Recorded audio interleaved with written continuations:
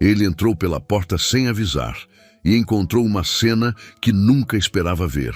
4 filhos com as mãos postas, orando, e no lugar da mãe estava a empregada. O silêncio daquele almoço foi mais alto do que qualquer palavra. E o segredo que ele descobriu naquele dia mudou tudo que ele achava que sabia sobre a própria família. Fabrício Vieira era o tipo de homem que controlava tudo. Sabia o preço do metro quadrado em cada bairro da cidade, sabia quantos andares tinha cada prédio que havia erguido, sabia o nome de cada sócio, cada engenheiro, cada fornecedor da sua construtora. Mas naquele dia, quando o celular vibrou no meio de uma reunião e ele leu a mensagem na tela, percebeu que havia uma coisa que ele não controlava e nunca havia controlado de verdade: o que acontecia dentro da própria casa. E mensagem era curta, sem identificação de remetente, apenas uma frase: você precisa ir para casa agora, seus filhos precisam de você. Ele leu 2 vezes, 3. Olhou ao redor da sala de reunião para os sócios esperando sua resposta sobre um contrato de 40 milhões, para o assistente com a prancheta na mão, para o café esfriando na xícara, e tomou uma decisão que nunca havia tomado em anos de trabalho. Levantou, pegou o paletó no encosto da cadeira e disse apenas: vou ter que sair. Sem explicação, sem reagendamento. Saiu. No carro, tentou ligar para o número que havia enviado a mensagem. Caixa postal. Tentou para Vera. Chamou várias vezes.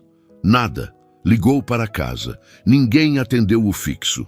O coração começou a acelerar, não de raiva, mas de algo que ele não sabia nomear ainda. Uma mistura de medo e culpa que ia crescendo a cada quarteirão que ele avançava. Quando dobrou a esquina da própria rua, diminuiu a velocidade sem perceber. A casa estava lá, igual a sempre. Portão fechado, jardim aparado, carro de Vera não estava na garagem. Tudo parecia normal por fora, mas tinha algo diferente que ele levou alguns segundos para identificar. Era o cheiro.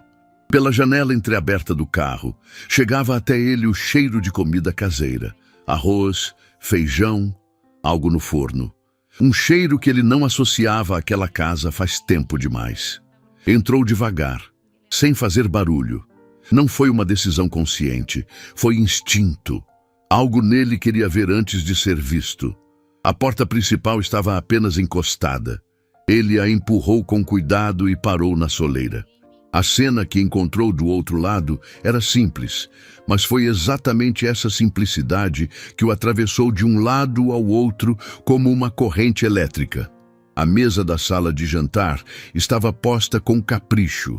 4 pratos, 4 copos, guardanapos dobrados, um jarro de suco no centro e um pequeno vaso com flores que alguém havia cortado do jardim.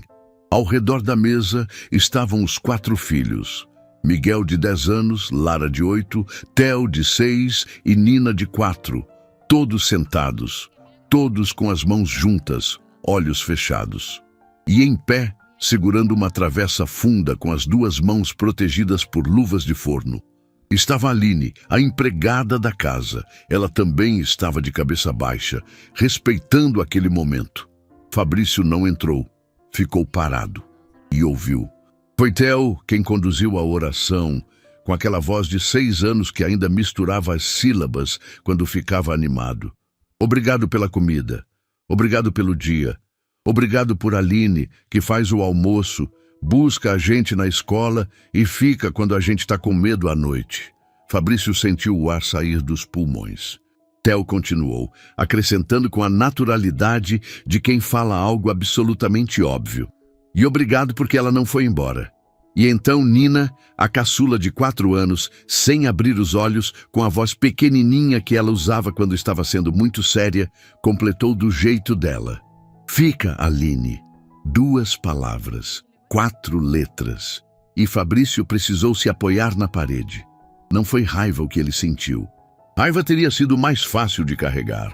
O que bateu nele foi outra coisa completamente diferente. Foi a percepção imediata, visceral, de que aquelas crianças haviam aprendido a pedir para alguém ficar. O que significa que já haviam experimentado o suficiente de gente indo embora para saber que ficar não era garantido. E o homem, que deveria ser a certeza mais sólida da vida deles, estava ali, parado na porta, como um estranho que precisou de uma mensagem anônima para aparecer. Aline abriu os olhos e o viu. Por uma fração de segundo, os dois se olharam. Ela não sorriu, não acenou, não disse nada. Apenas baixou os olhos de volta para a travessa e avisou às crianças com voz calma: "O almoço está na mesa." Mas foi Miguel quem se virou primeiro. Quando viu o pai na soleira, levantou da cadeira tão rápido que quase derrubou o copo. "Pai!" Os outros três se levantaram juntos, cadeiras raspando no chão, e os quatro foram em direção a ele ao mesmo tempo. Fabrício abaixou, abriu os braços e recebeu os 4 filhos de uma vez. Theo falava alto. Lara apertava o pescoço dele com força. Nina enfiou o rosto no ombro dele sem dizer nada. Miguel ficou um passo atrás e esperou a vez. E quando abraçou o pai, foi um abraço diferente dos outros, mais contido. O abraço de quem carregava peso demais para a idade que tinha. "Você avisou que vinha?" Miguel perguntou baixinho, perto do ouvido do pai. "Não", Fabrício respondeu. "Vim de surpresa." O menino não disse mais nada, mas Fabrício sentiu o corpo do filho relaxar no abraço, como se uma tensão que estava guardada há tempo demais tivesse encontrado onde pousar. À mesa, durante o almoço, Fabrício observava. Era isso que ele sabia fazer bem: observar detalhes, identificar o que estava fora do lugar. E naqueles primeiros minutos, os detalhes falavam mais do que qualquer conversa. As crianças pediam as coisas para Aline com uma naturalidade que só existe quando alguém é referência de verdade. "Aline, passa o sal."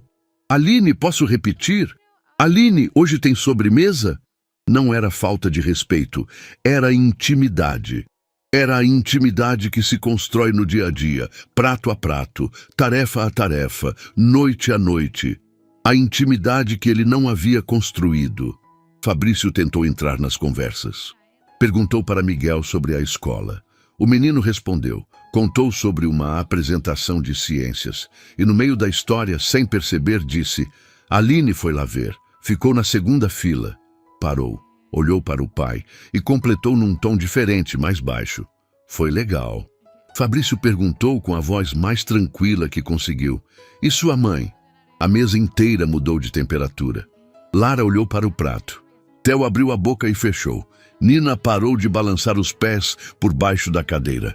E Miguel, o mais velho, o que carregava mais, olhou para Aline num gesto rápido, quase imperceptível, como quem pede orientação, como quem já havia combinado o que podia e o que não podia ser dito. Aline não disse nada, olhou para o próprio copo. Foi Theo quem quebrou o silêncio, com aquela inocência de 6 anos que não filtra nem calcula. "Pai, você sabia que mamãe tem uma mala arrumada lá no quartinho de cima?" O garfo de Lara bateu no prato.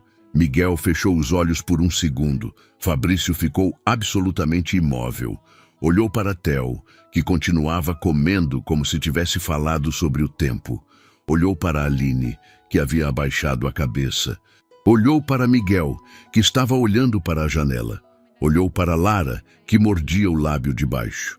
Olhou para Nina, que olhava para ele com os olhos grandes e escuros, esperando, como as crianças de 4 anos esperam, sem saber exatamente o que, mas sentindo que algo importante estava acontecendo.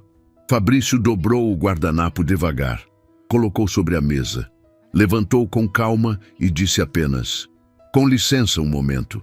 Subiu as escadas, atravessou o corredor.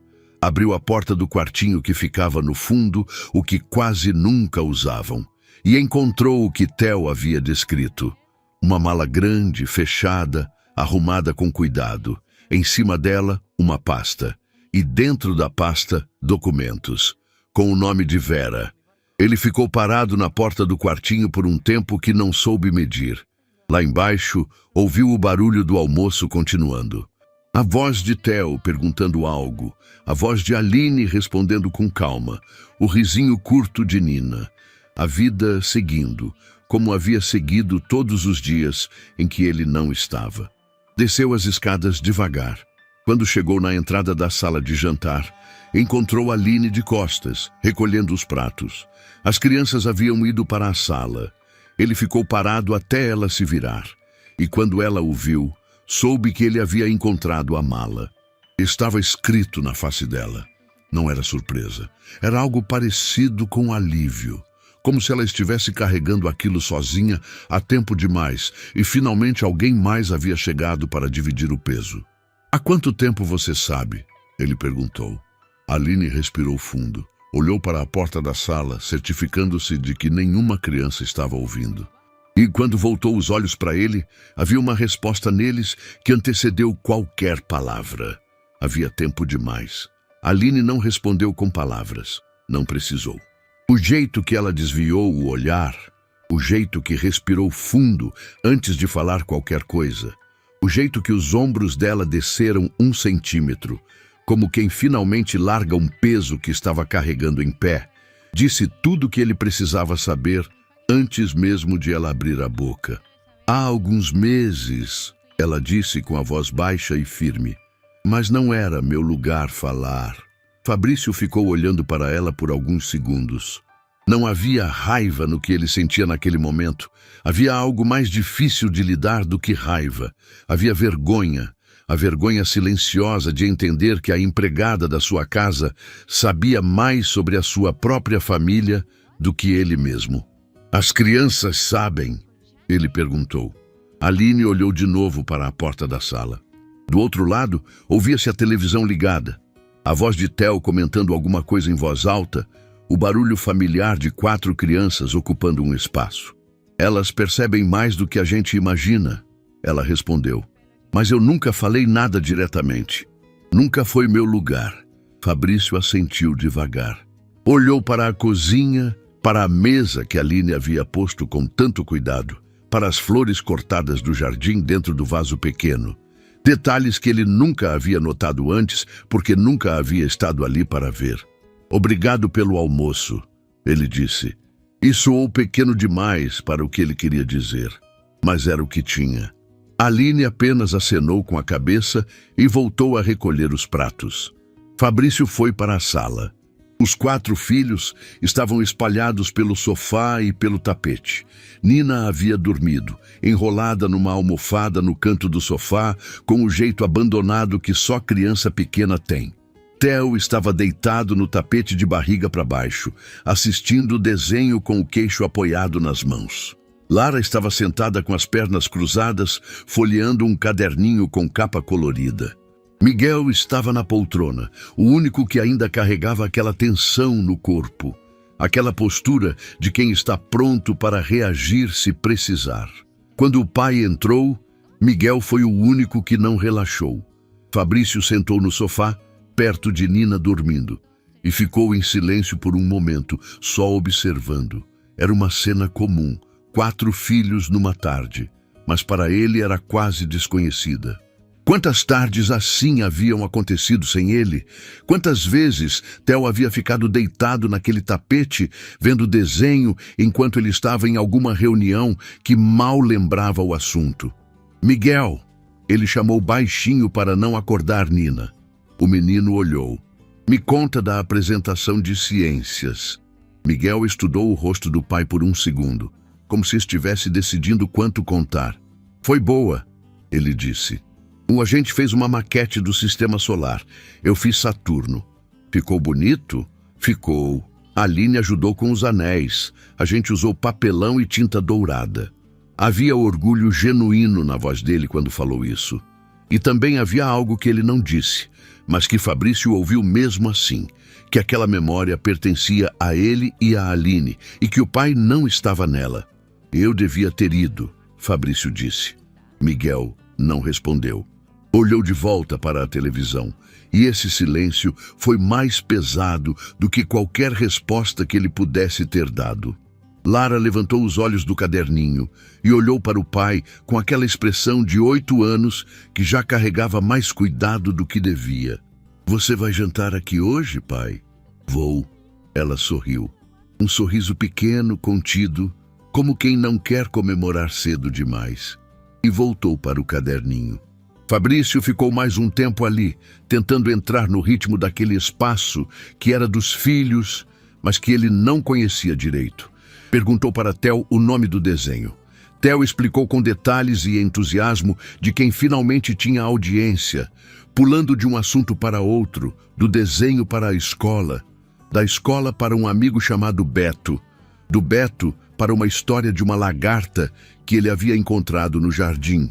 E Fabrício ouvia, de verdade ouvia, com uma atenção que ele raramente havia dado a qualquer coisa que não fosse trabalho. Foi no meio da história da lagarta que Theo parou. Olhou para o pai com os olhos entreabertos e perguntou: "Pai, você sabia que a mamãe não jantou aqui nenhum dia essa semana?" Lara fechou o caderninho de uma vez. Miguel se levantou da poltrona. "Theo, vamos lá fora." "Por quê? Eu tô contando pra... Vamos lá fora," Miguel repetiu, com uma firmeza que não combinava com 10 anos. E Theo, sem entender direito, levantou e foi. Miguel olhou para o pai antes de sair. Não era um olhar de acusação. Era um olhar de cansaço. O olhar de quem está gerenciando uma situação difícil há tempo demais e ainda não encontrou onde pousar. A sala ficou quieta. Lara estava olhando para o caderninho fechado no próprio colo. Nina dormia e Fabrício estava sentado no sofá com o peso de cada palavra de Theo ecoando dentro do peito. "Lara!" ele chamou. Ela levantou os olhos. "Você tá bem?" A menina de 8 anos ficou um momento em silêncio, como se estivesse pesando a resposta.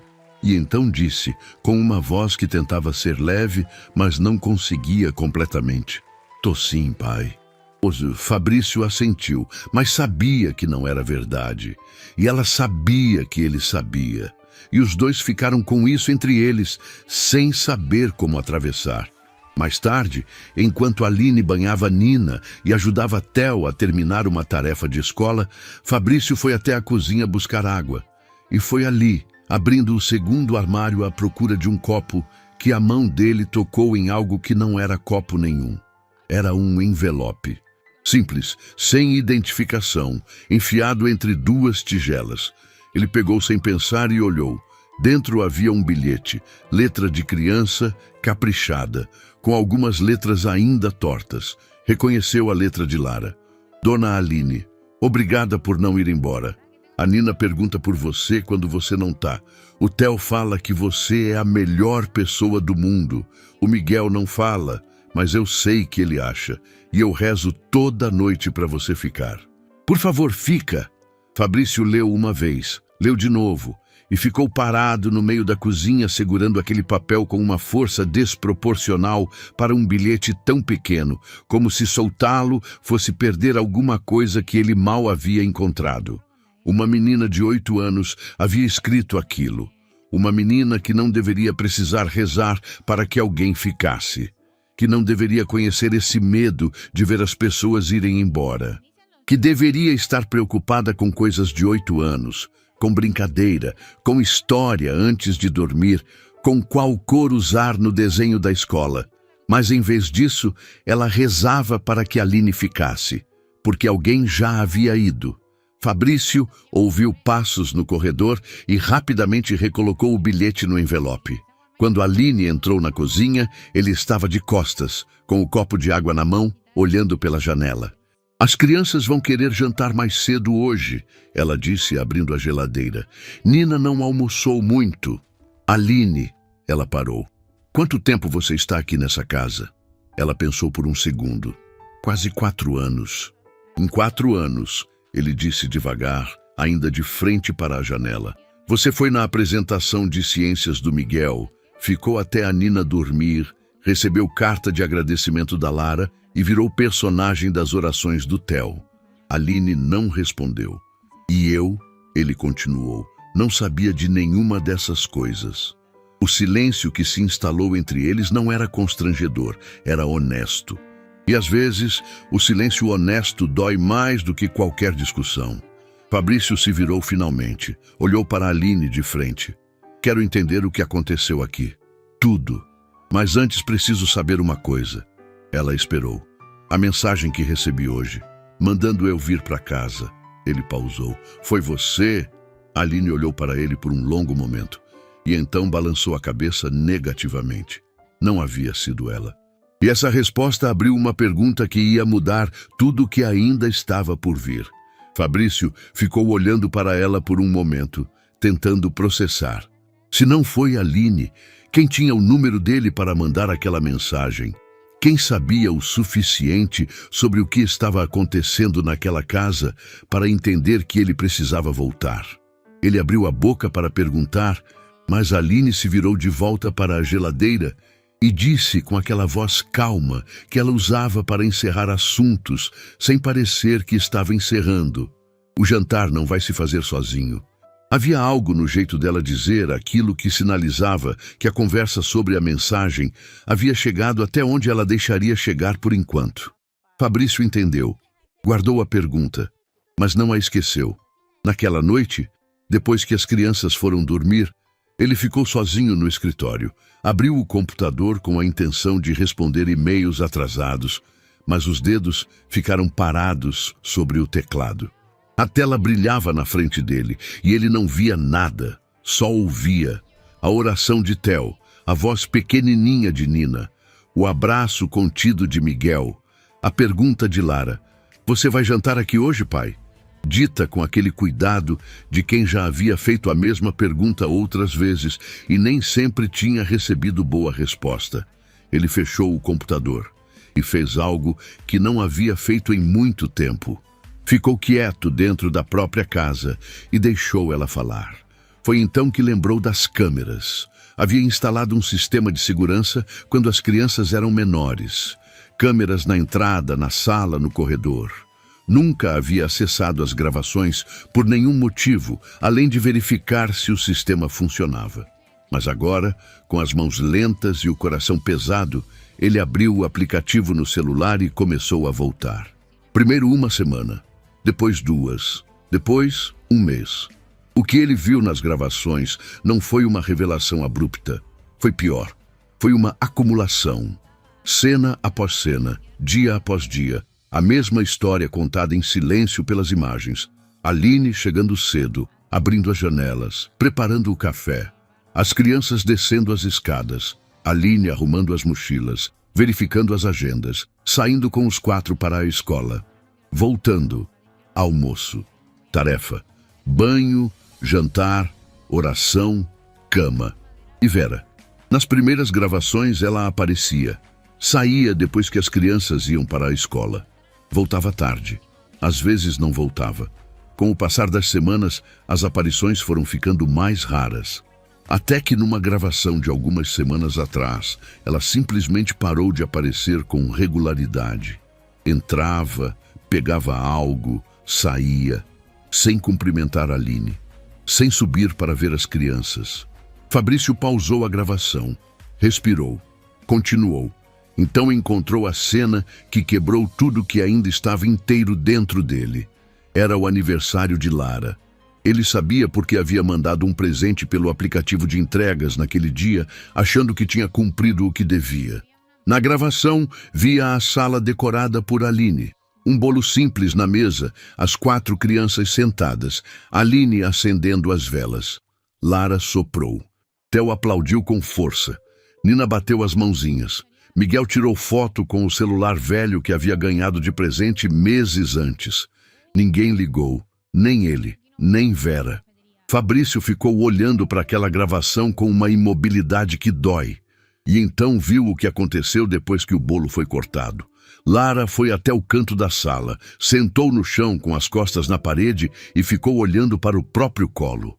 Aline esperou um pouco, terminou de servir os outros, e então foi até ela. Sentou no chão também, do lado, não disse nada, só ficou ali. E depois de alguns minutos, Lara encostou a cabeça no ombro de Aline e ficou assim, quieta, até Theo vir chamar as duas para comer bolo. Fabrício fechou o aplicativo, ficou olhando para a tela escura do celular como se fosse um espelho. E o que ele viu não era o reflexo que ele esperava encontrar. Acordou no dia seguinte com os olhos pesados e a cabeça cheia. As crianças já estavam na cozinha quando ele desceu. e o café já estava pronto, e Aline estava de costas na pia quando ele entrou. A cena era igual a tantas outras gravações que havia visto, só que agora ele estava dentro dela. "Bom dia", ele disse. Os 4 viraram ao mesmo tempo. Theo veio correndo. Nina levantou os braços pedindo colo. Fabrício pegou ela, sentiu o peso pequeno da filha no ombro e ficou ali parado 1 segundo mais do que o necessário. Foi um dia comum. O tipo de dia que ele nunca havia vivido naquela casa. Levou Miguel e Lara para a escola. Ficou com Theo e Nina enquanto Aline organizava a casa. Ouviu Theo explicar com detalhes técnicos impressionantes para 6 anos como funcionava o motor de um caminhão de lixo. Ajudou Nina a montar um quebra-cabeça de 12 peças que ela insistia em fazer sozinha, mas aceitava ajuda discreta se ele fingisse que não estava ajudando. E no meio daquela manhã silenciosa, ouviu a chave na porta. Vera entrou sem esperar encontrar ninguém diferente do costume. Parou quando viu Fabrício na sala, com Nina no colo e peças de quebra-cabeça espalhadas no tapete. Por 1 segundo, nenhum dos dois disse nada. "Fabrício!" A voz dela saiu controlada, calculada. "Vera!" Nina escorregou do colo do pai, foi até a mãe, abraçou a perna dela por 1 segundo e voltou para o tapete. 4 anos. Ela não sabia o tamanho daquilo, mas fez. E Vera olhou para a filha com uma expressão que Fabrício não conseguiu decifrar completamente. "Precisamos conversar", ele disse. Eles foram para o escritório. Fabrício fechou a porta. E dessa vez não havia como desviar, não havia como engavetar, não havia caminho que não passasse pela verdade. A conversa foi longa e difícil e reveladora de um jeito que ele não havia se preparado completamente para enfrentar. Vera não negou.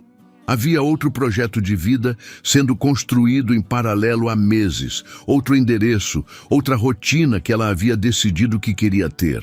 Ela havia achado que o dinheiro de Fabrício seria suficiente para cobrir a ausência, que as crianças eram pequenas o suficiente para não sentir tanto, que Aline estava lá e resolveria o que precisasse ser resolvido. "Você usou a Aline como substituta e achou que estava tudo resolvido", Fabrício disse, com uma calma que custou muito a manter. Vera não respondeu. E o silêncio dela foi uma confirmação mais pesada do que qualquer palavra. "E as crianças?", ele perguntou. "Elas têm você. Elas não tinham eu. Elas tinham a Aline, porque eu também não estava aqui."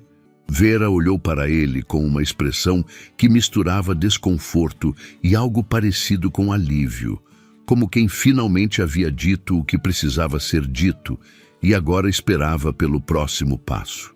O próximo passo veio naquela mesma noite. Vera fez a mala que já estava pronta há semanas, e desceu as escadas com ela. As crianças já estavam dormindo. Aline estava na cozinha, de costas. Vera passou pelo corredor sem parar, abriu a porta e antes de fechar disse, sem se virar completamente, "Elas têm a Aline", e foi embora. Fabrício ficou parado no corredor por um longo tempo, ouvindo o silêncio da casa, ouvindo a respiração dos filhos lá em cima, ouvindo o barulho da pia na cozinha, onde Aline continuava lavando os últimos pratos do dia, como havia feito todas as noites, independente do que estivesse acontecendo ao redor. Ele foi até a cozinha, ficou na entrada. "Ela foi embora", ele disse. Aline desligou a torneira, ficou de costas por um segundo, depois se virou. Olhou para ele sem surpresa, sem drama, sem o peso exagerado que a situação poderia ter. Apenas com aquele olhar de quem sabia há tempo e havia carregado sozinha. "Eu sei", ela disse simplesmente. Fabrício olhou para ela, para aquela mulher que havia estado ali todos os dias, enquanto tudo desmoronava ao redor, e perguntou o que havia querido perguntar desde o dia anterior. "Por que você ficou, Aline? Com tudo isso acontecendo, com a ausência de Vera, comigo fora o tempo todo. Por que você não foi embora também?" Aline ficou em silêncio por um momento. Olhou para as mãos, ainda úmidas da água da pia. E quando levantou os olhos para ele, havia algo neles que não era apenas resposta, era história, era dor antiga, era uma vida inteira comprimida numa única frase. Porque eu sei o que é acordar e não ter ninguém, ela disse, e eu não ia deixar essas crianças sentirem isso. Fabrício ficou olhando para ela sem conseguir responder, porque havia algo naquela frase que era maior do que ele havia esperado. Algo que dizia que Aline não estava ali apenas por trabalho, que havia uma razão mais funda, mais antiga, mais dolorosa do que qualquer coisa que ele pudesse imaginar. E ele ainda não sabia o tamanho dessa razão. Nos dias que se seguiram, a casa ficou diferente. Não de um jeito dramático, não de um jeito que qualquer pessoa de fora conseguiria identificar. A diferença era sutil, daquele tipo que só se percebe quando se está dentro. Era um silêncio novo que havia se instalado nos corredores. Um silêncio que não era vazio, mas que carregava peso. As crianças continuavam fazendo barulho, continuavam brigando por besteira, continuavam derrubando copo e esquecendo mochila. Mas havia um cuidado diferente no jeito que elas olhavam para os adultos ao redor, como se estivessem verificando constantemente se as pessoas ainda estavam lá. Fabrício percebeu isso no segundo dia. Percebeu que Nina, toda vez que ele saía de um cômodo, ficava olhando para a porta por onde ele havia passado. Não chorava, não chamava, só olhava, com aqueles olhos grandes de 4 anos que ainda não tinham palavras para o que sentiam, mas que sentiam tudo. Ele começou a avisar antes de sair de qualquer cômodo. Nina, vou buscar água na cozinha, já volto. Parecia pequeno demais, mas ela parava de olhar para a porta. O problema maior era que Fabrício não sabia fazer quase nada do que precisava ser feito. Não sabia o horário que a escola começava, tinha que perguntar para a Aline. Não sabia onde ficavam as meias de Theo, tinha que perguntar para a Aline. Não sabia que Lara não comia ovo mexido. Só descobriu quando ela ficou olhando para o prato sem reclamar, com aquela paciência silenciosa de quem já havia aprendido a não incomodar.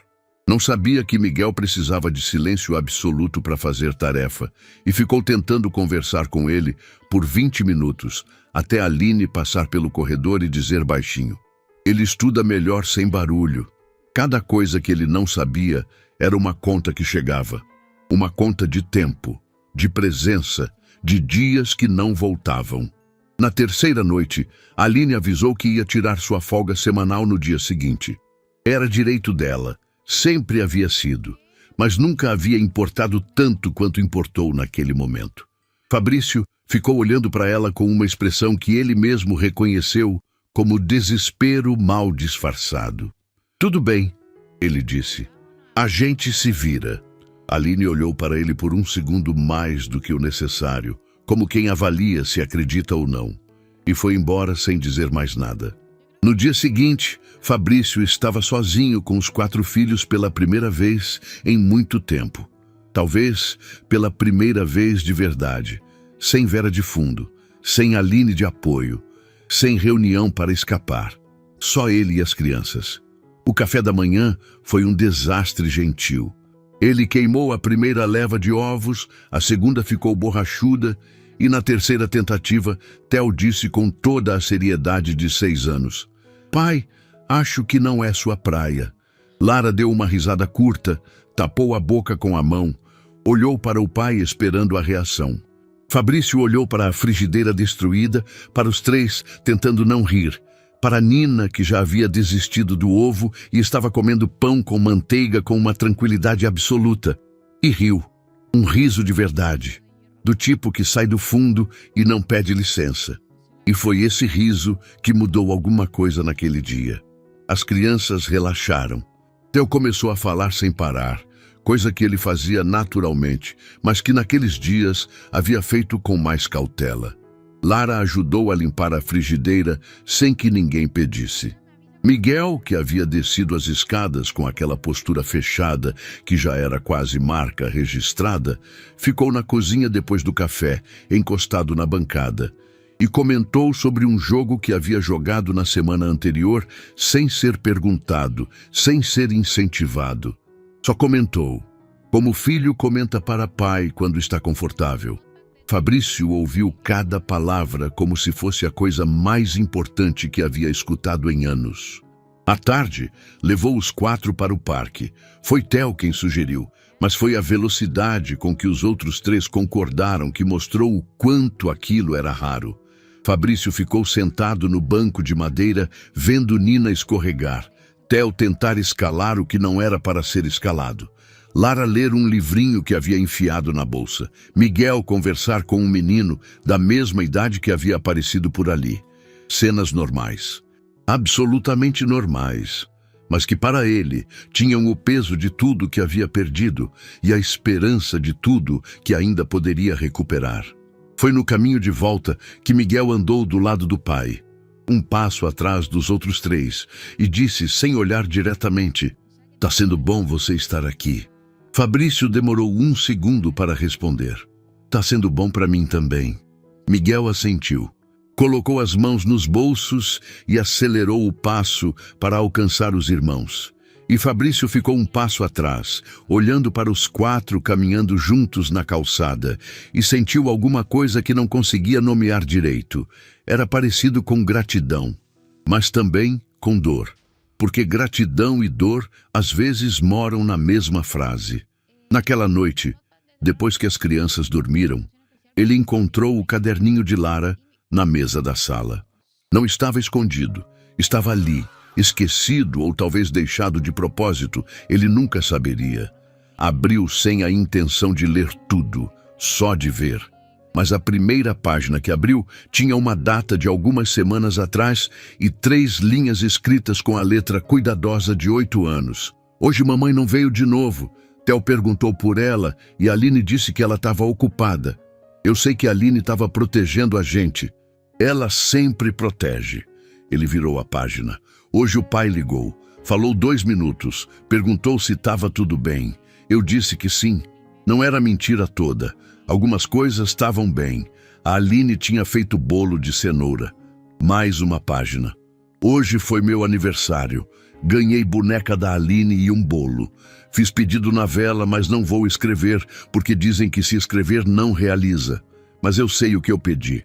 Fabrício ficou olhando para aquela linha por um longo tempo. Sabia o que Lara havia pedido. Não precisava estar escrito. Fechou o caderninho devagar e ficou sentado no silêncio da sala por um tempo que não mediu. E foi nesse silêncio que o celular vibrou. Era uma notificação de e-mail. Remetente, Dr. Renato Salvatore, seu advogado. Fabrício abriu sem pressa, achando que era algum assunto da construtora. Leu o assunto do e-mail, leu de novo.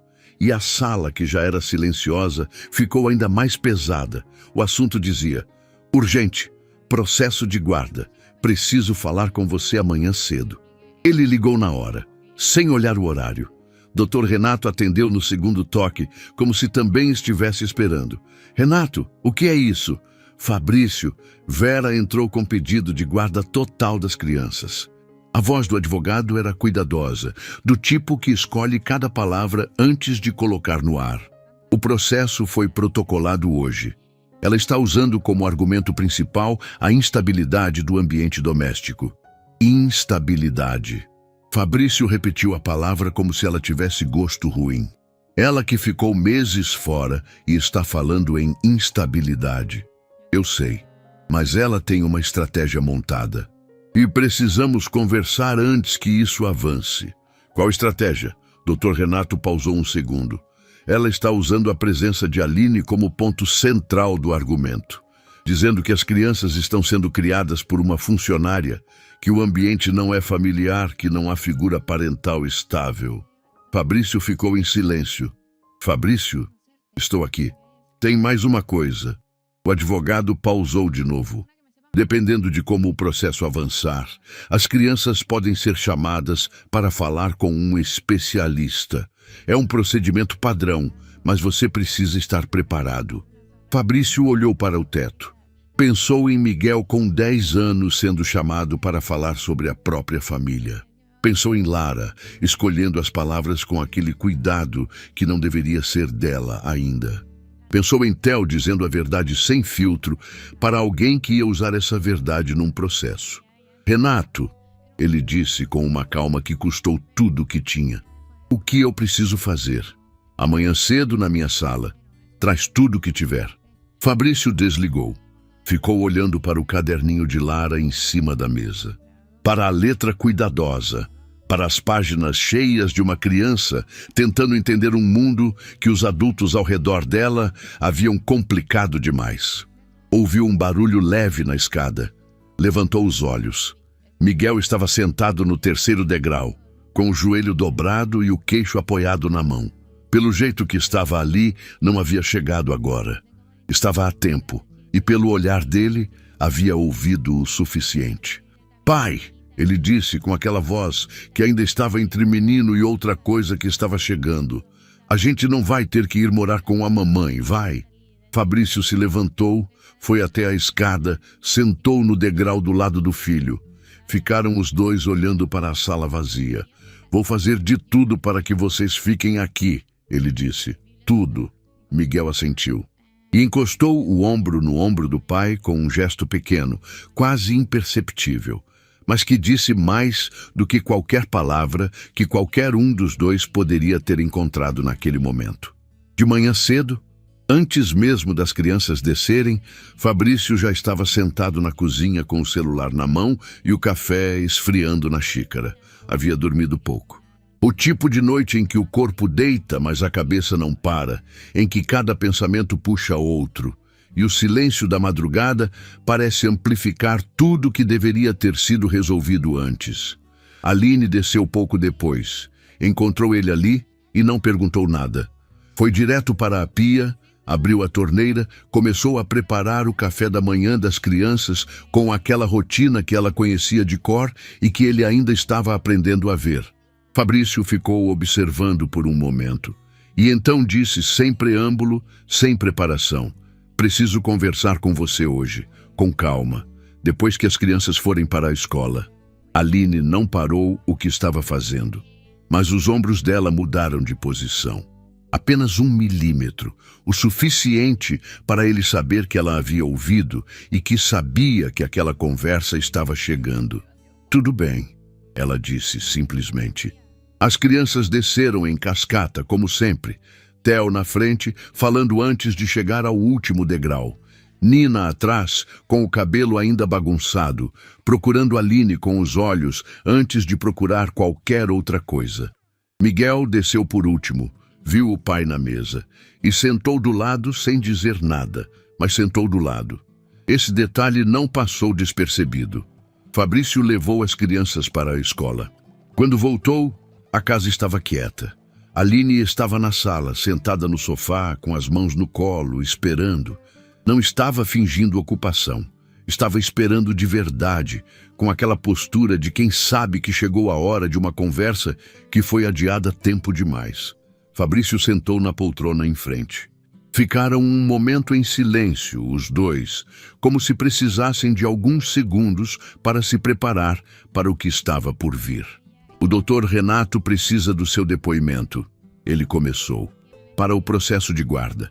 Ele diz que você é peça central, que o que você viveu aqui dentro nos últimos meses é a prova mais concreta que temos. Aline ouviu sem piscar. Mas antes de falar com ele, Fabrício continuou, eu queria entender algumas coisas, não para o processo, para mim. Pode perguntar, ela disse. O envelope que encontrei no seu quarto. Ele pausou. A passagem de ônibus. Você estava indo embora. Não era pergunta, era constatação. E Aline não fingiu que não era. Estava, ela confirmou. A voz saiu firme, mas havia algo embaixo dessa firmeza que era frágil. Ia falar com a senhora Vera antes, avisar com antecedência, dar tempo de resolver, mas aí a senhora foi embora primeiro. Por que estava indo embora, Aline? Ela olhou para as mãos. Ficou assim por alguns segundos, como quem organiza uma história que existe dentro dela há muito tempo, mas que raramente encontra lugar para ser contada. Descobri que estava com um problema de saúde. ela disse devagar. Nada que não tenha solução, mas que precisa de tratamento. Tratamento que custa dinheiro que eu não tinha. E eu não ia ficar aqui sendo peso para ninguém. Fabrício ficou olhando para ela. Você ia embora para não ser peso. Ia. Mas as crianças... Eu sei. A voz de Aline falhou pela primeira vez. Só um pouco. Só uma fissura pequena. Mas estava lá. Eu sei que ia ser difícil para elas. Eu pensava nisso toda noite. Mas eu também não tinha saída que não machucasse alguém. O silêncio que se instalou entre eles era diferente dos outros silêncios que haviam compartilhado naqueles dias. Era um silêncio de entendimento. De duas pessoas que percebem ao mesmo tempo o tamanho de uma situação. Por que não pediu ajuda? Ele perguntou. Aline levantou os olhos para ele com uma expressão que misturava surpresa e algo velho, muito velho, que ela carregava desde antes daquela casa. Porque eu nunca aprendi a pedir ajuda, seu Fabrício. Aprendi a resolver, aprendi a ficar, aprendi a cuidar. Mas pedir, ela balançou a cabeça, isso ninguém me ensinou. Quem te ensinou o resto? E foi aí que o nome saiu. Pela primeira vez em toda aquela história, em voz alta, dentro daquela sala. Dona Diva. Fabrício não disse nada. Esperou. Aline respirou fundo e começou a contar. Dona Diva era uma senhora simples, de cabelos brancos e mãos grossas de tanto trabalhar, que morava numa casa pequena no fundo de uma rua sem saída, numa cidade que a maioria das pessoas nunca havia ouvido falar. Aline tinha 4 anos quando chegou até ela. Não havia escolhido. Ninguém havia escolhido por ela também. Tinha chegado como chegam as crianças que o mundo não sabe onde colocar, com uma sacola de roupas, um papel com o nome escrito errado e o olhar de quem já aprendeu cedo demais que as pessoas vão embora. Dona Diva não era obrigada a ficar. Não era parente, não era tutora oficial, não tinha nenhum papel assinado que a amarrasse àquela criança, mas ficou, todos os dias, sem cerimônia, sem discurso, ficou. Acordava cedo, fazia café, penteava o cabelo de Aline, levava para a escola, buscava, ouvia a lição de matemática que Aline recitava em voz alta, porque achava que decorar em voz alta ajudava. Ficou quando Aline adoeceu. Ficou quando Aline chorou, sem saber explicar por quê. Ficou quando Aline ficou difícil, como ficam as crianças que passaram por coisas que não deveriam ter passado. Ela nunca me chamou de filha, Aline disse, com aquela voz de quem fala de algo sagrado. Mas também nunca me tratou como se eu fosse menos. Ela só ficava, todo dia, como se ficar fosse a coisa mais natural do mundo. E Fabrício estava completamente imóvel.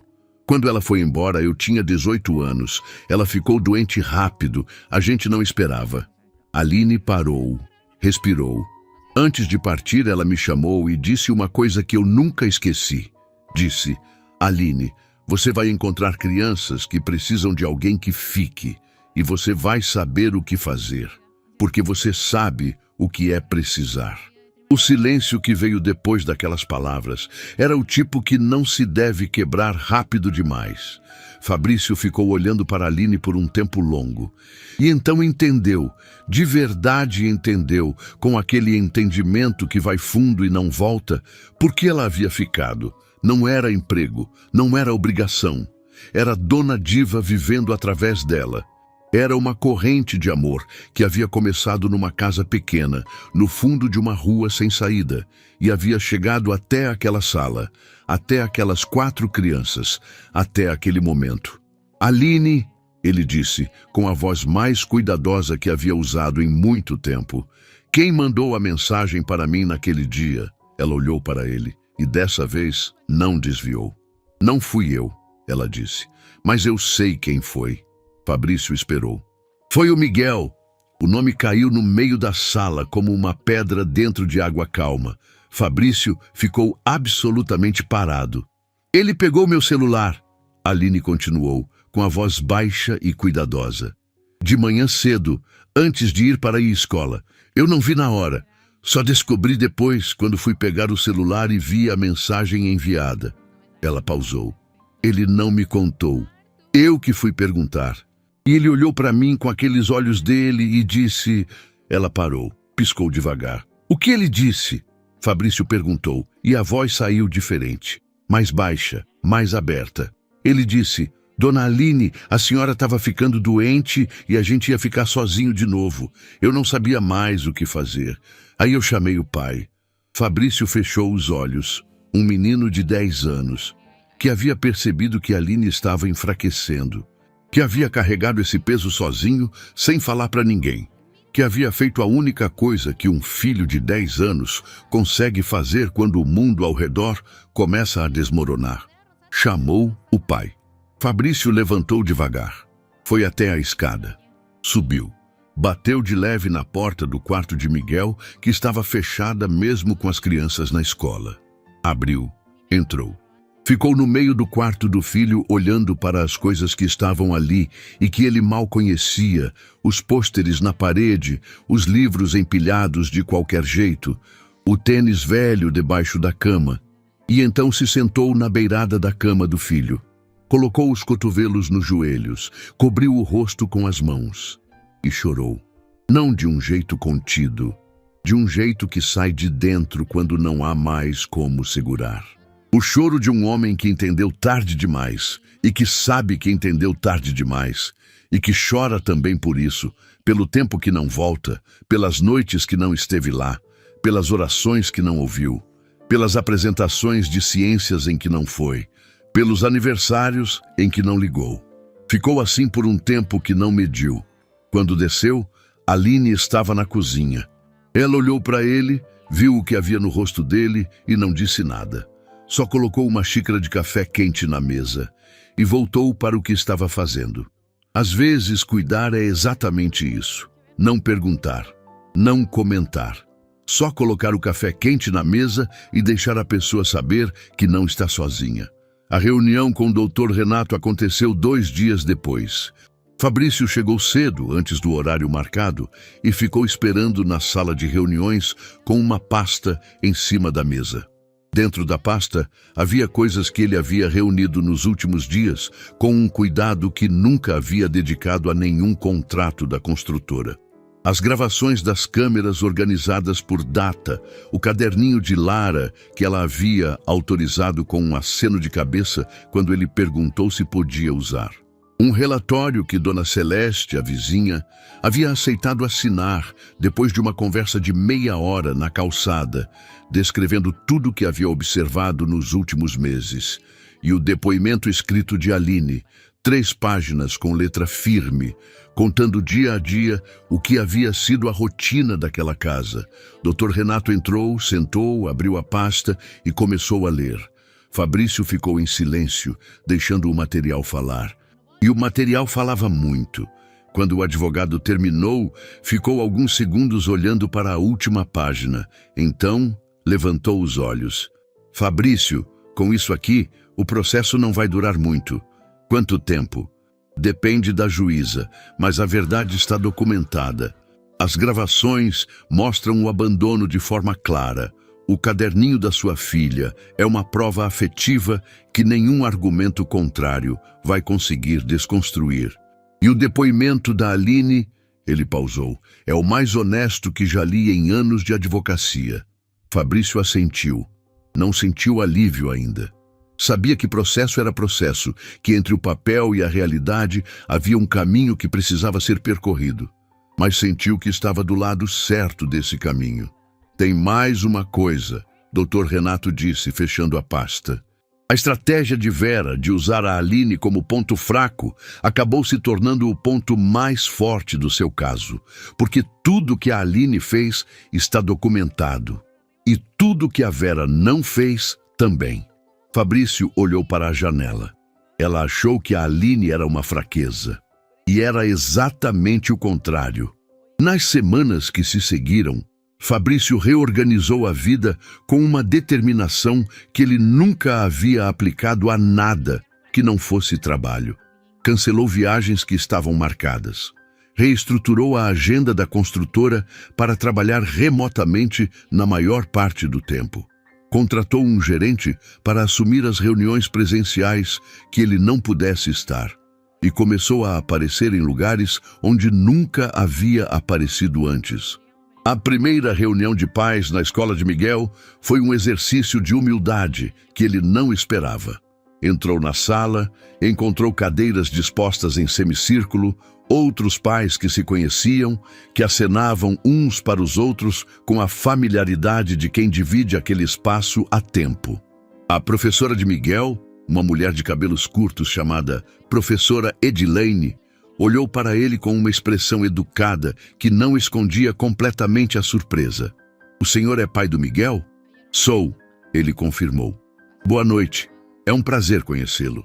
Uma pausa pequena, carregada. "O Miguel é um aluno excelente." Fabrício sentou. Ouviu tudo. Anotou o que precisava anotar. E quando a reunião terminou, ficou para trás e pediu 5 minutos com a professora Edilene. Contou de forma resumida o que havia mudado em casa. Não para justificar a ausência anterior, mas para que ela soubesse que a partir dali havia um pai presente do outro lado. A professora ouviu, assentiu e no final disse: "O Miguel vai ficar feliz. Ele é um menino que carrega muito, mais do que deveria para a idade dele." Fabrício saiu da escola com aquela frase ecoando. Em casa, as coisas foram mudando no ritmo das coisas reais, que não é o ritmo dos filmes. Não foi de uma vez. Não foi perfeito. Teve dia que ele queimou o jantar de novo e Theo proclamou solenemente que ia ensinar o pai a cozinhar quando crescesse. Teve dia que Nina ficou de mau humor sem motivo aparente e nenhuma das estratégias que ele tentou funcionou. Até Aline passar, sentar no chão do lado dela e ficar quieta junto, e Nina encostar a cabeça nela e esvaziar. Teve dia que Miguel chegou da escola fechado, sem falar, foi direto para o quarto, e Fabrício ficou do lado de fora da porta sem saber se batia ou deixava. Bateu. Miguel disse que não queria falar. Fabrício disse: "Tudo bem, mas a porta fica aberta." E foi para a cozinha fazer o que conseguia fazer, que era um achocolatado quente que deixou na mesinha do corredor sem dizer nada. 40 minutos depois, Miguel desceu com o copo vazio e sentou na mesa para fazer tarefa. Às vezes é isso, um achocolatado no corredor, uma porta aberta, uma presença que não exige, mas que está. Aline iniciou o tratamento de saúde. Fabrício havia providenciado tudo antes mesmo de ela concordar completamente. E quando ela foi reclamar que era demais, que não precisava, ele a interrompeu com uma firmeza tranquila que ela não esperava. "Você ficou quando podia ter ido. Agora deixa a gente ficar também." Ela não respondeu, mas não recusou. As crianças não sabiam dos detalhes do tratamento de Aline e não precisavam saber. Sabiam que ela ia a consultas, que às vezes voltava mais cansada, que havia dias em que descansava mais. E responderam do jeito que crianças respondem quando alguém que amam precisa de cuidado. Theo passou a levar suco para ela toda a tarde, sem ser pedido, com uma seriedade de missão cumprida que quebrava o coração de um jeito bom. Lara fazia bilhetinhos novos, diferentes dos anteriores, não mais pedindo para ela ficar, mas contando coisas do dia, como quem atualiza alguém importante sobre a própria vida. Nina desenvolveu o hábito de sentar do lado de Aline no sofá durante o desenho da tarde, sem pedir colo, sem exigir atenção, só ficando perto. E Miguel, que expressava tudo pelo que não dizia, passou a ser o último a dormir nas noites em que Aline parecia mais cansada, circulando pela casa com uma vigilância discreta que Fabrício reconhecia porque era a mesma que ele próprio havia desenvolvido.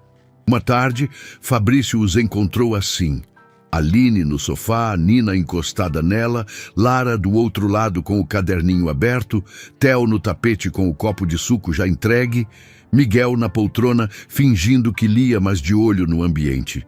E ele ficou parado na entrada da sala olhando para aquela cena, sem conseguir entrar imediatamente, porque era uma cena completa. Uma cena que havia sido construída dia a dia por mãos que não eram dele, por uma constância que não era dele, por um amor que estava ali muito antes de ele resolver aparecer. Sentiu orgulho e vergonha ao mesmo tempo. E aprendeu que às vezes é exatamente essa mistura que faz uma pessoa mudar de verdade. A audiência do processo aconteceu numa manhã fria. Fabrício foi com o Dr. Renato. Vera chegou com seu advogado sem olhar para Fabrício ao entrar. A juíza, uma mulher de voz tranquila e olhar preciso, chamada doutora Marlene, conduziu tudo com uma objetividade que não deixava espaço para teatro. As gravações foram apresentadas. O caderninho de Lara foi lido em partes. O depoimento de Aline foi protocolado. O relato de Dona Celeste foi incluído.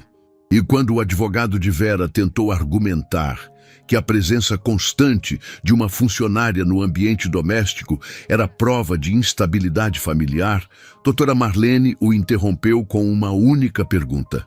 E onde estava a mãe, enquanto essa funcionária garantia a rotina, a alimentação, a presença afetiva e a segurança emocional dessas crianças?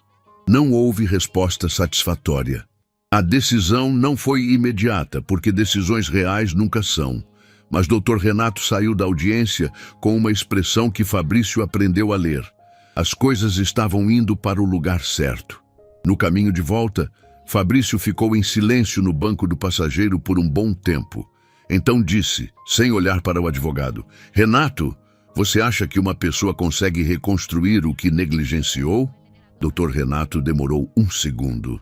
Acho que não se reconstrói o que passou, mas se constrói o que ainda vem. E às vezes o que ainda vem é maior do que o que se perdeu. Fabrício ficou com aquilo. Guardou. À noite, quando chegou em casa, encontrou os 4 filhos na cozinha ajudando Aline a fazer o jantar. Cada um com uma função, cada um no seu tamanho, cada um do seu jeito. Theo mexendo algo que provavelmente não precisava ser mexido, mas que Aline deixava ele mexer assim mesmo. Nina segurando uma colher com as 2 mãos e a seriedade de quem está fazendo algo muito importante. Lara cortando pão com aquele cuidado excessivo de 8 anos. Miguel, de pé ao lado de Aline, ouvindo instruções sobre o tempero com uma atenção que ele raramente dava para qualquer coisa. Fabrício ficou na entrada da cozinha. Ninguém o havia visto ainda. E antes de qualquer um perceber que ele estava ali, ele ficou apenas olhando, gravando. Com os olhos dessa vez, não com câmera nenhuma, porque havia entendido que os momentos que importam de verdade não precisam de gravação para durar, precisam de presença, e ele estava presente. Pai! Foi Theo quem viu primeiro, largando a colher e vindo na direção dele. E os outros 4 segundos depois, cada um do seu jeito, cada um no seu tempo. Fabrício abriu os braços, e dessa vez o abraço não foi curto. A ligação de Dr. Renato chegou numa manhã comum, daquelas em que nada parece anunciar que algo importante está para acontecer. Fabrício estava na cozinha ajudando Theo a achar o estojo que havia sumido. Nina tomava o café com aquela lentidão de 4 anos que ignora completamente o conceito de horário. E Aline dobrava a roupa na sala com o rádio ligado baixinho. Uma manhã comum, do tipo que ele havia aprendido a não desperdiçar. Atendeu no segundo toque. Fabrício, a voz de doutor. Renato tinha aquele tom específico, o tom de quem tem uma boa notícia e está segurando para não entregar rápido demais. A doutora Marlene assinou a decisão esta manhã. Guarda definitiva com você. Visitas supervisionadas para a Vera, com revisão em alguns meses. Fabrício ficou parado no meio da cozinha com o estojo de Theo na mão. Está tudo bem? Dr. Renato perguntou do outro lado. Está. Ele respondeu. E era verdade. Não era o alívio eufórico que ele havia imaginado que sentiria quando esse momento chegasse. Era algo mais quieto, mais fundo. Era a sensação de uma porta que fecha com cuidado, sem portada, sem drama. A sensação de que as crianças estavam seguras e que essa segurança havia sido conquistada da única forma que vale, com verdade. Obrigado, Renato. obrigado a você e a Aline. Desligou. Ficou olhando para Theo, que havia encontrado o estojo sozinho embaixo da cadeira e agora comemorava como se tivesse resolvido algo muito complexo. Olhou para Nina, que bebia o café com as duas mãos na caneca e os olhos ainda meio cerrados de sono. Olhou para a sala, onde Aline dobrava a roupa com aquele cuidado metódico que ela colocava em tudo que fazia. Não disse nada ainda. Guardou. Havia uma forma certa de contar aquilo, e ele queria encontrá-la.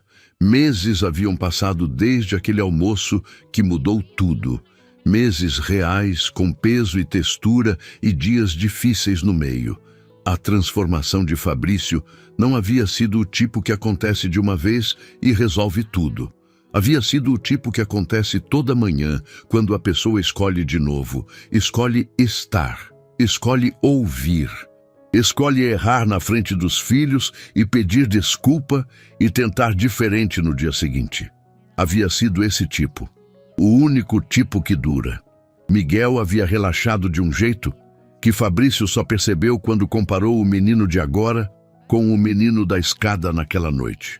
A postura fechada havia aberto, as respostas curtas haviam virado conversas, não longas, porque Miguel continuava sendo Miguel, mas reais.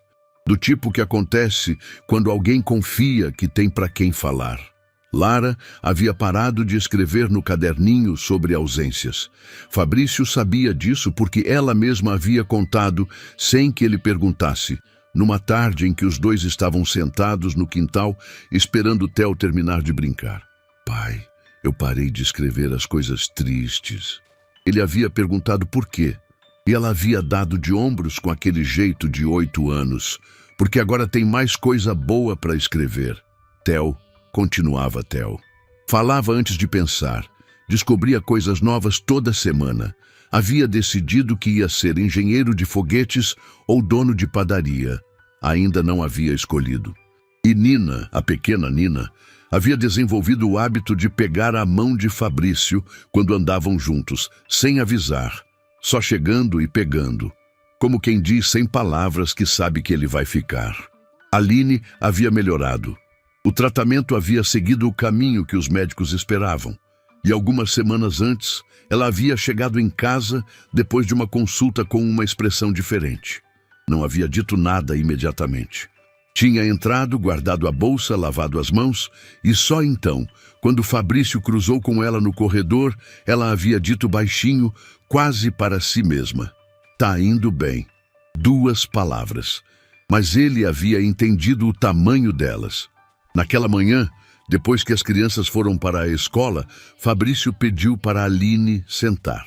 Ela veio com aquela expressão de quem está se preparando para uma conversa séria, porque nas últimas semanas as conversas sérias haviam sido sérias de verdade. Mas dessa vez ele estava de pé com um envelope na mão, e havia algo no jeito dele segurar aquele envelope que era diferente de tudo que ela havia visto antes. "Preciso te dar uma coisa", ele disse. Aline ficou olhando para o envelope sem pegar. "Pode pegar", ele disse. Ela pegou. Abriu devagar, com aquele cuidado que ela colocava em tudo. Tirou o papel de dentro. Leu a primeira linha. Parou. Leu de novo. E ficou absolutamente imóvel no meio da sala com o papel nas mãos e os olhos percorrendo as palavras, como quem não acredita no que está lendo e precisa confirmar mais de uma vez. Era uma escritura. Uma casa simples, reformada, a alguns quarteirões dali. No nome dela, Aline. Só o nome dela. "Fabrício, não precisa falar nada", ele disse. "Você passou a vida inteira cuidando de todo mundo. Ficou quando podia ter ido. Segurou o que ninguém pediu para você segurar. Essa casa é sua, não é pagamento, não é obrigação. É o mínimo que alguém que fez o que você fez merece ter." Aline ficou com a mão no peito, segurando o papel, olhando para ele com uma expressão que não era só gratidão. Era algo mais antigo. Era aquela criança de 4 anos com a sacola de roupas que havia aprendido cedo demais que as coisas boas não eram para ela. Era essa criança olhando para aquele papel e tentando acreditar que dessa vez era de verdade. Ela não conseguiu segurar. Chorou. Não aos soluços, não de um jeito que pede atenção. Chorou do jeito quieto de quem não está acostumado a chorar na frente de ninguém. Do jeito de quem está deixando sair algo que estava guardado há muito tempo. Fabrício não disse nada. Ficou ali. Deixou ela ter aquele momento. As crianças voltaram da escola mais tarde, sem saber o que havia acontecido de manhã. Foram entrando com o barulho habitual. Theo na frente, Miguel por último. E Fabrício esperou o momento certo, que chegou depois do lanche, quando os 4 estavam reunidos na sala, sem nenhuma tela na frente, o tipo de janela rara que ele havia aprendido a reconhecer e usar. Contou sobre a casa de Aline de um jeito simples, sem cerimônia, do jeito que as coisas verdadeiras merecem ser contadas. Miguel ficou quieto por um segundo. Depois assentiu uma única vez, com aquela seriedade de 10 anos que às vezes parava o coração. Lara levantou e foi abraçar Aline sem dizer nada. Só abraçou, com os braços de 8 anos, apertando com força. Theo perguntou se a casa tinha quintal. E Nina, a pequena Nina, puxou a mão de Aline, olhou para ela com os olhos grandes e fez a pergunta com a voz pequenininha que usava quando estava sendo muito séria. Aline, sua casa é longe? A sala inteira parou. Aline olhou para a menina de 4 anos que havia aprendido a ter medo de pessoas que vão embora e que agora, com toda a inocência que ainda tinha, estava perguntando a única coisa que importava. Ela abaixou até ficar na altura de Nina. Olhou para ela de frente e disse com uma voz firme e mansa ao mesmo tempo: "É pertinho, tão pertinho que dá para ir a pé." Nina considerou isso por um segundo. Então, voltou a sentar como se a questão estivesse completamente resolvida. Naquela noite, Fabrício preparou o jantar com a ajuda das crianças. Não queimou nada, o que Theo anunciou como uma conquista histórica. A mesa foi posta por Lara com o mesmo capricho que Aline sempre colocava. Flores cortadas do jardim, guardanapos dobrados. Miguel colocou as cadeiras. Nina supervisionou tudo com as mãos no quadril, como quem tem autoridade para isso. Quando sentaram, os 5 se olharam por um segundo antes de começar. E foi Miguel quem falou, sem que ninguém pedisse, com aquela voz que estava começando a mudar de tom, mas que ainda era a voz dele. "Posso fazer a oração hoje?" Fabrício assentiu. Miguel juntou as mãos. Os outros fizeram o mesmo. E o menino de 10 anos que havia mandado uma mensagem anônima para o pai, porque não sabia mais o que fazer, que havia carregado segredos que não eram para a idade dele, que havia dormido na escada, ouvindo conversas que o assustavam, fechou os olhos e orou. "Obrigado pelo almoço, obrigado pela casa, obrigado por Aline, que ficou quando podia ter ido, e obrigado por trazer o pai de volta pra gente." Pausa. "E obrigado porque agora a gente sabe que todo mundo vai ficar." O silêncio que veio depois daquelas palavras era do tipo que não se deve quebrar. Era um silêncio cheio. Cheio de tudo que havia sido vivido naqueles meses. De tudo que havia sido perdido e de tudo que havia sido encontrado. Cheio de Dona Diva vivendo através de Aline. Cheio de um pai que havia chegado tarde, mas havia chegado. Cheio de 4 crianças que haviam aprendido, cada uma do seu jeito, que ficar é o maior ato de amor que existe.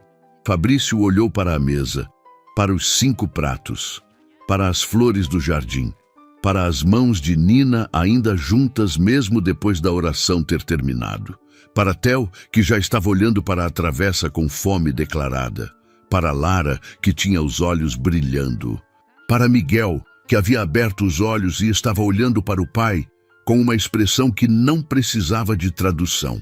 E olhou para Aline, que estava sentada naquela mesa, não como funcionária, não como visita, mas como o que ela havia se tornado sem que ninguém precisasse decretar, parte daquela família. A parte que havia chegado antes de todas as outras e que havia segurado tudo quando tudo tentou desmoronar. Ela encontrou o olhar dele e disse com a voz baixa, apenas para ele ouvir, com a simplicidade de quem finalmente encontrou o lugar onde as palavras fazem sentido. Dona Diva ficaria feliz.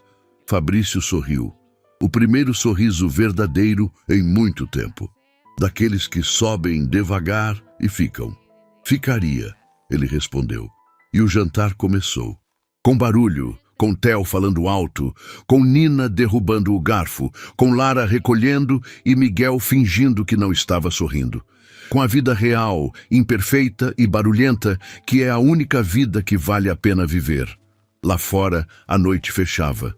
Mas dentro daquela casa, todas as luzes estavam acesas. Pegadito, más pegadito, date un ratito, para bailar pegadito. Hola Lucho, ¿cómo estás? Más pegadito, date un ratito.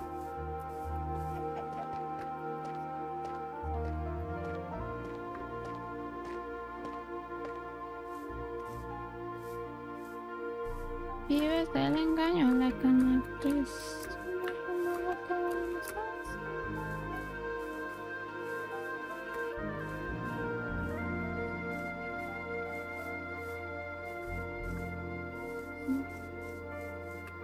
¿Saben qué? No encontró ni una vaca.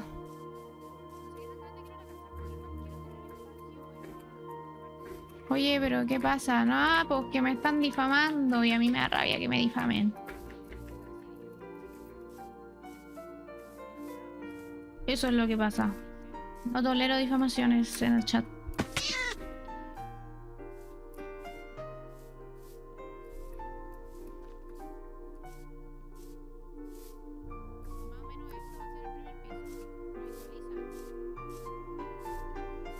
Ni una sola vaca, ¿se dan cuenta? Oye. ¿Qué hice? ¡Una ardilla!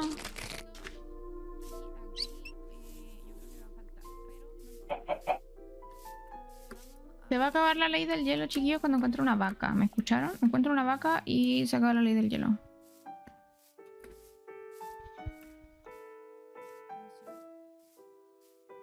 Y espero que se comporten, porque si no, volveré a hacer la ley del hielo. Esa va a ser mi forma de castigarlos cuando se porten mal conmigo. No los voy a banear. Cuando el castigo no sea suficiente para banearlos, no los voy a banear, pero les voy a hacer la ley del hielo.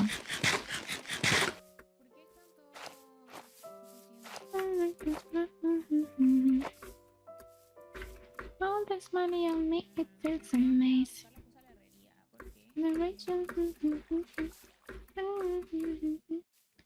I don't wanna talk, I'm dancing, dancing. Oh, esto está súper mágico. Igual nos podemos venir para acá. Just me and my makeup.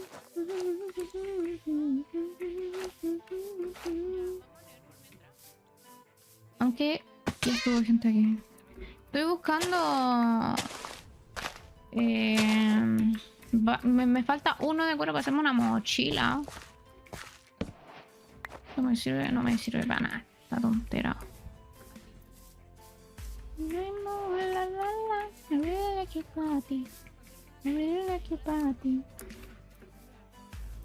I cannot control my body. Pero no encuentro ni una vaca, yo no sé por qué. Mira, ovejas y ya está. Loca, te remil cojones que son unas ladronas.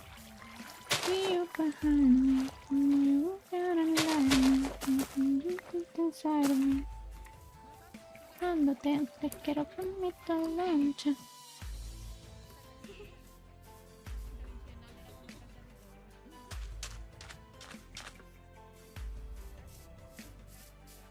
Por si te quiere entrar a mi pieza y no lo voy a dejar. Ah, está en mi pieza. ¡Ay, mira! ¿Y cuál es la gracia? Encontrar el de 4, ¿cierto? Pero solo hay de 3. ¿Habrá posibilidad de encontrar el de 4? Pareciera que no. Bueno, los devuelvo.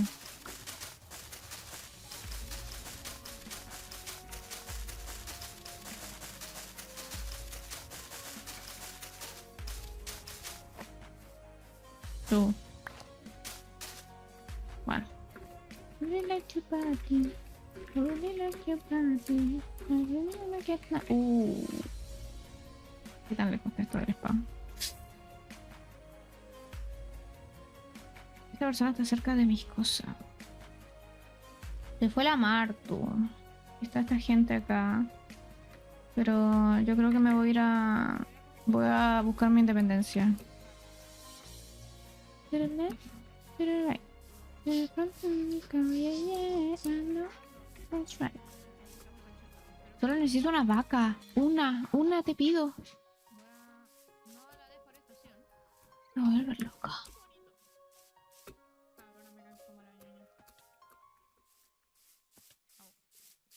Mira, cabrón. ¿Tú tenías una vaca o no tenías una vaca? Explícame. Una polla tenés tú. ¿Qué hay a tener vos? ¡Uy, ese árbol!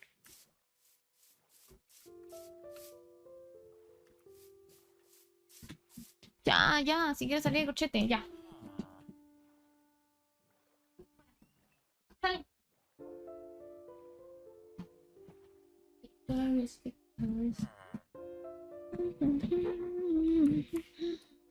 Au. Ah. You depend on my protection. Cabrón, ¿dónde cojones tienen las casas aquí? Para pam. La. Everybody's going to the party, have a real good time.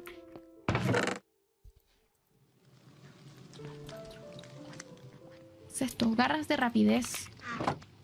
Disminuye el tiempo de espera cuando pegas. ¿Y esto cómo me lo pongo? Ah, no, mira, ahora soy... ¿Qué clase de...? ¿Cómo se dice? Ah, chao. No sé. Lo bueno es que pego más rápido.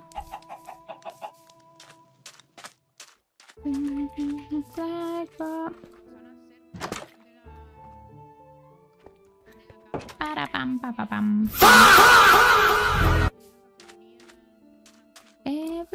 Un caballo me dará lo que quiero. Me va a dar un poco de pena, chicos, pero necesito comprobar.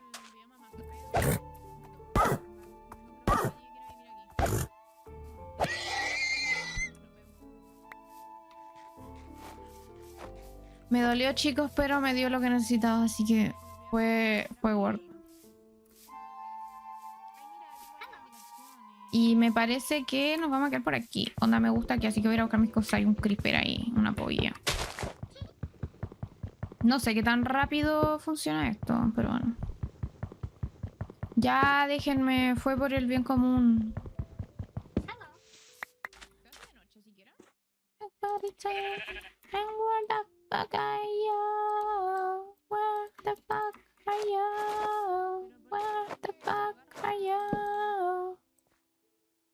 Why do they always sound apart?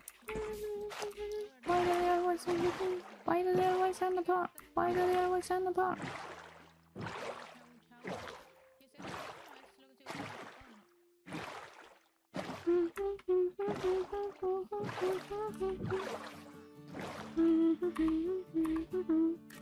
Espérense, a ver, ¿dónde estamos nosotros? Oh. Allá están mis cosas. Necesito ir para allá. Y para acá está mi casa. Entonces...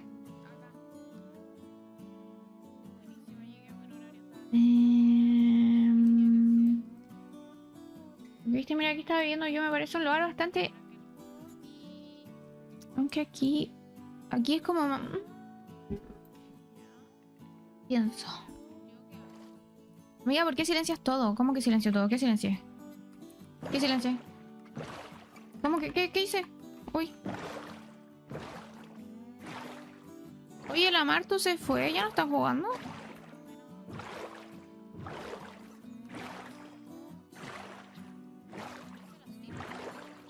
¿Vas a vivir cerca de la Martu? Quiero, pero la Martu está en un lugar complicado. No, ¿por qué cerró stream?